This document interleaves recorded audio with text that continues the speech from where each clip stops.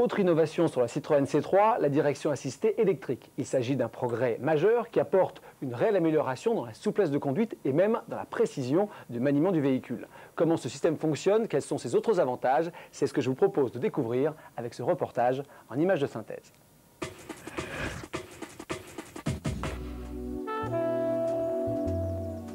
Citroën a doté la C3 d'une nouvelle solution technique d'assistance à la direction, particulièrement novatrice, qui assure au conducteur un confort et une efficacité sans égale. Par rapport aux solutions classiques, la direction assistée électrique, ou DAE, présente de nombreux avantages.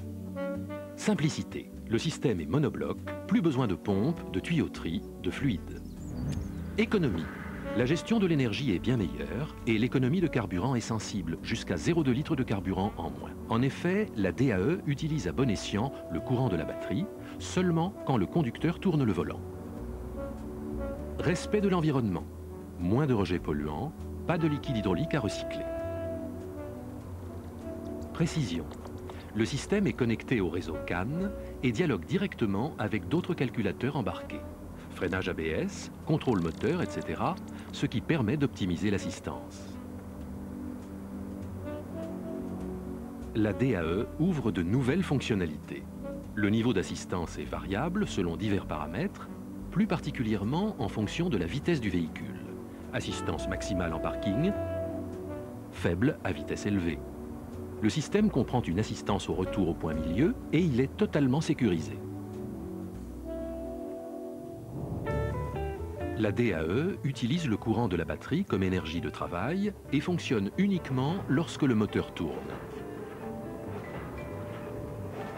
Normalement, lorsque le conducteur actionne le volant, l'effort qu'il applique sert à déplacer la crémaillère. Avec la DAE, cet effort est mesuré par un capteur de couple. La mesure est transmise au calculateur qui gère le moteur électrique d'assistance. Le calculateur fournit au moteur un courant, fonction principalement du couple appliqué au volant par le conducteur, de la vitesse véhicule et du régime moteur via le réseau CAN. Les informations sont entrées dans une cartographie tridimensionnelle qui détermine l'intensité du courant à envoyer vers le moteur.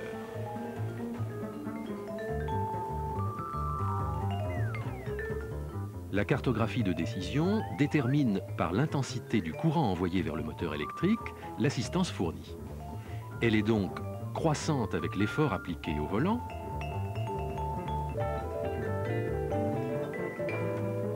décroissante quand la vitesse véhicule augmente. Les fonctions amortissement et aide au rappel du volant dépendent de la vitesse de retour en ligne droite du volant. Une aide au rappel du volant est nécessaire à basse vitesse. À haute vitesse, pour empêcher de dépasser le point neutre, le calculateur activera un antipendulage. Le capteur est composé de deux arbres bout à bout reliés par la barre de torsion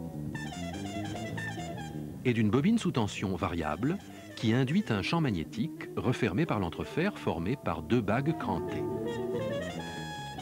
Quand un couple est appliqué au volant, dans un sens ou dans l'autre, la barre de torsion se déforme. La position relative des bagues change. L'entrefer entre les bagues est modifié, ce qui fait varier le champ magnétique de la bobine.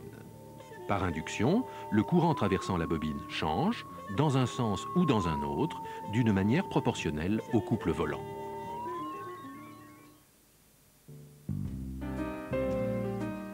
La DAE est plus intelligente, moins gourmande en énergie, plus économique, plus compacte, plus fiable. Les raisons ne manquent pas pour penser que la solution électrique constitue l'avenir de la direction assistée.